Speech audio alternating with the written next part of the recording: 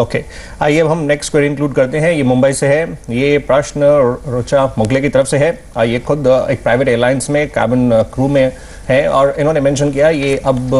Join करने जा रहे हैं सऊदी अरेबिया बेस्ड एक एयरलाइंस को, और इनफैक्ट ये फरवरी ऑनवर्ड्स इसको ज्वाइन कर रहे हैं। इन्होंने मेंशन कहा एग्जैक्टली चेक करना चाहा इसमें कि जहाँ तक टैक्स की बात है वो इंडिया में किस तरह से वर्क करेगा।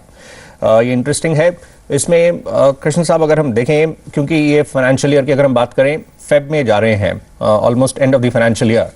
तो इन दैट केस क्योंकि ये मेजर पोर्शन इंडिया में रहे हैं, तो जो इंडिया से जो इनकी इनकम हुई है यहाँ पर जो प्राइवेट एयरलाइंस में जॉब कर रहे थे और फिर वहाँ से जाएंगे, क्या दोनों क्लब होंगे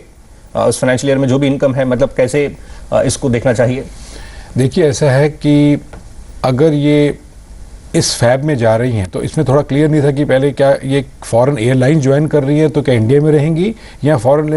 एयरलाइन ज्वाइन करके बाहर जा रही है। नहीं, ये बाहर जा रहे हैं, वहीं पर ये रहेंगे। अब अगर ये बाहर जा रही हैं तो उस सिचुएशन में ऐसा होगा कि since the law is very simple कि अगर आप इंडिया में रेजिडेंट हैं तो उस केस में आपकी ग्लोबल इनकम के ऊपर आपको इनकम टैक्स देना पड़ेगा।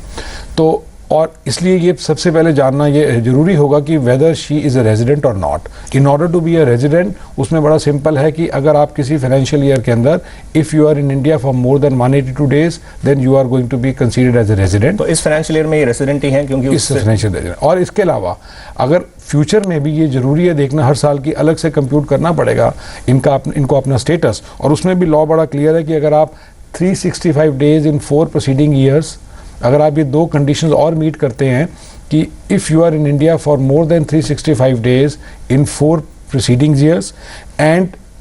रेलिवेंट ईयर में आप 60 डेज अगर इंडिया में रहे हैं, क्योंकि जब ये ट्रैवल करेंगे तो इंडिया में इनका आना होगा, तो उस सिचुएशन में अगर ये दोनों कंडीशंस इसमें मीट करती हैं तब भी ये देखना पड़ेगा हर साल कि वो इंडिया में इंडियन इनकम टैक्स के लॉ के accordingly whether she is a resident और नॉट। ओके, बलवंत साहब इसमें आप ये जो स्पेसिफिकली पॉइंट रेस किया गया 182 डेज, मतलब आगे चलते हुए भी ये एक इंपॉर्टेंट पहलू रहेगा इनका जहां तक टैक्स लायबिलिटी की बात है। एंड मोर अगर हम फॉर्म 16 की बात करें, वो एम्प्लॉयर से जो जनरली कहते हैं अगर आप बीच में ब्रेक कर रहे हैं, न्यू ऑर्गेनाइजेशन में ज्वाइन कर रहे हैं, तो एक कंटिन्यूटी नेक्स्ट आप एम्प्लॉयर को बताएं, फिर उसके अकॉर्डिंगली आपको वो इशू होता है। इनके केस में ये इस फाइनेंशियल ईयर में ये कैसे वर्क करेगा एंड 182 डेज आगे चलते हुए उसका इनके लिए क्या मायने? देखिए करंट ईयर का अगर जैसे ये बता रहे हैं कि ये तो इंडिया के बाहर ही जा रहे हैं, तो वो एम्प्लॉयर जो है वहाँ के जो टैक्स लॉ है उसके हिसाब से टीडीएस काटेगा। परंतु चूंकि इस साल में तो ये 182 डेज से ज़्यादा इंडिया में रही है, तो ये जो फरवरी और मार्च की जो सैलरी उनको ये एयरलाइन से मिलेगी वो इनके हाथ में टैक्सेबल होगी, तो उनको कम से कम उसका एडवांस टैक्स अपना को खुद को भरना पड़ेगा। ओके, आइए अब हम नेक्स्ट जो सवाल है